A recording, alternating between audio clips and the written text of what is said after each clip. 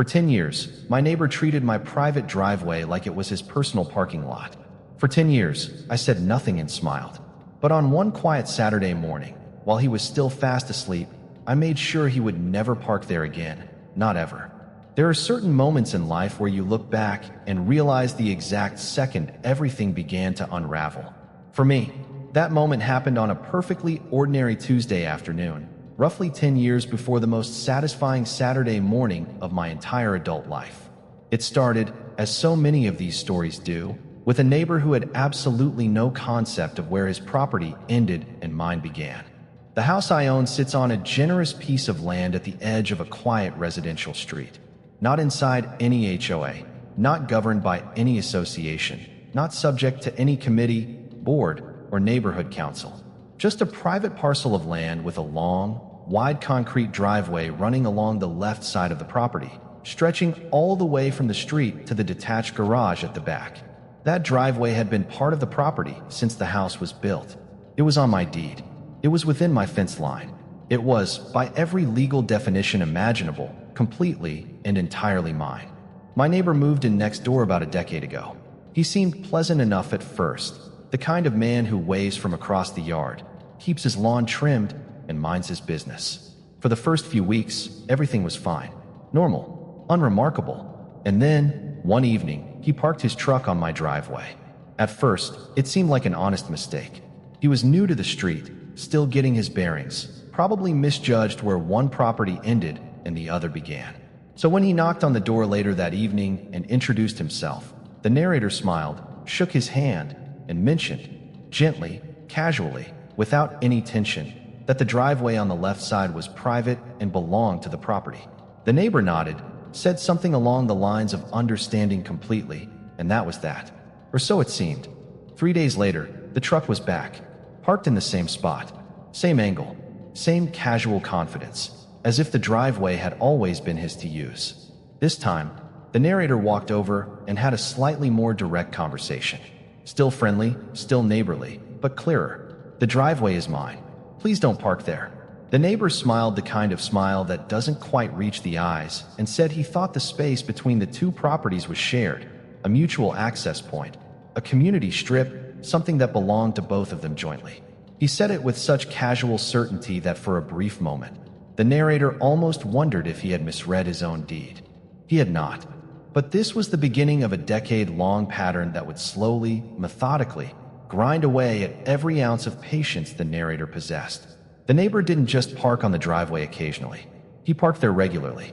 Sometimes it was the truck. Sometimes it was a second vehicle, a car belonging to a girlfriend, a friend, a relative visiting for the weekend. There were months where the driveway felt more like a public parking lot than private property. There were weekends where the narrator couldn't even access his own garage without asking his neighbor to move. And every single time the narrator said something, the response was the same. A dismissive wave, a vague reference to the land being shared, a comment about how the previous owner never had a problem with it.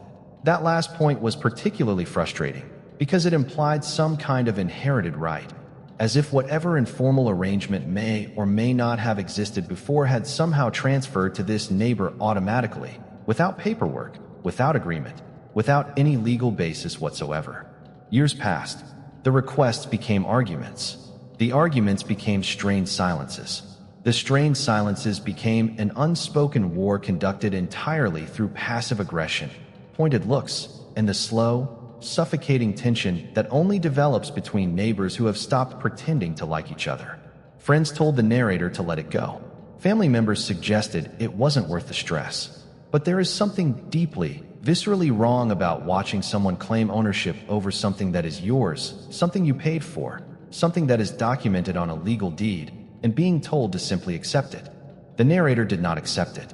But for a long time, he also didn't act. Instead, he waited. He observed. He documented. He kept a quiet, detailed log of every incident, dates, times, vehicles, photographs taken discreetly from an upstairs window.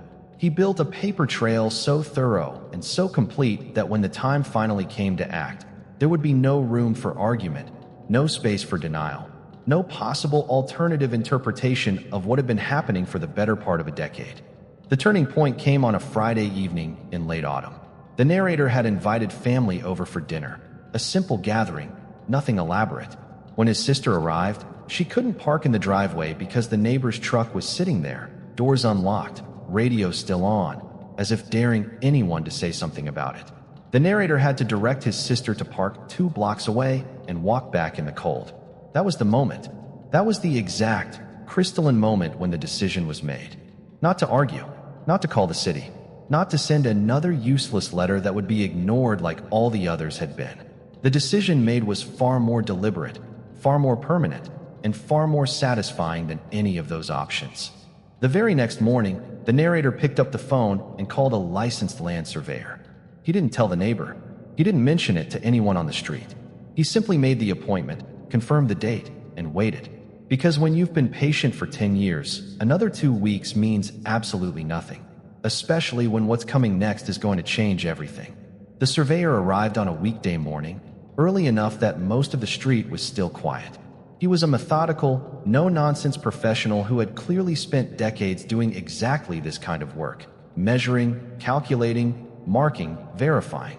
He moved along the property line with his equipment, placed his markers, checked his numbers twice, and then walked back to where the narrator was standing and delivered the verdict with the calm, matter-of-fact certainty of someone who had done this 1,000 times before. Every inch of that driveway was private property. Every single inch. Not shared access. Not a community strip. Not a mutual easement. The driveway belonged entirely to this property, extending from the edge of the public sidewalk all the way to the rear fence line at the back of the lot. The neighbor's property line ended cleanly at the landscaping border on the right side of the driveway. There was no ambiguity, no gray area, no room for interpretation. It was documented, it was measured, and now it was officially certified. The surveyor provided a full written report with GPS coordinates, boundary markers, and a stamped diagram that clearly illustrated exactly where one property ended and the other began. The narrator thanked him, paid him, and stood there in the driveway for a long moment, just looking at the space that had been contested for so long, now certified and confirmed and entirely, undeniably his. And then he made a phone call, not to the neighbor, not to a lawyer, to a contractor. The plan was simple, clean, and completely legal. A precast concrete barrier wall, the kind used in commercial construction, heavy, permanent, and impossible to move without serious equipment, would be installed along the entire left edge of the driveway, running parallel to the neighbor's property line. It would sit fully within the narrator's property, not crossing the boundary by a single inch. No permits were required beyond what the contractor already had. No HOA approval was needed because there was no HOA. No neighborhood committee had any jurisdiction here. This was private land, and the owner of that land had every legal right to build whatever structure he chose within its boundaries. The installation was scheduled for a Saturday morning, 6 o'clock, before most people on the street would be awake. The contractor confirmed the crew would arrive on time, work efficiently, and have the entire wall in place within a few hours. The narrator confirmed the details, confirmed the payment, and then did something that took remarkable self-control. He said nothing to the neighbor. No warning, no heads up, no neighborly knock on the door to let him know what was coming. For 10 years, there had been conversations, requests, explanations, and pleas, all ignored, all dismissed, all met with that same infuriating smile and that same baseless claim about shared property. The time for conversation had passed. What was coming now required no discussion. Saturday morning arrived cold and still. The contractor's crew showed up at exactly 6 o'clock with a flatbed truck carrying the precast concrete sections, a small crane attachment, and everything needed to set the wall in place. They were efficient, experienced, and quiet in the way that professionals with early morning jobs tend to be. One by one, the heavy concrete sections were lowered into position along the driveway's left edge, locking together in a clean, solid, unmistakably permanent line. The neighbor's bedroom window faced the driveway. He slept through the first section going in. He slept through the second and the third. By the time the fourth section was being lowered into place, a light came on behind his curtains. A few minutes later, the front door opened, and there he was, standing on his porch in pajamas, hair uncombed, coffee mug in hand, staring at what was materializing along the edge of his neighbor's driveway with an expression that moved through confusion, disbelief, and dawning horror in the span of about 4 seconds. He came out to the driveway. He asked what was happening. The contractor's crew, professional and entirely uninterested in neighborhood drama, simply continued working. The narrator stepped forward and explained, calmly, briefly, and with a composure that had taken 10 years to build, that a licensed surveyor had confirmed the driveway was private property, that the wall was being installed within the legal boundary of that property, and that once it was complete, the space would no longer be accessible from the neighbor's side. The neighbor argued. He insisted the land was shared.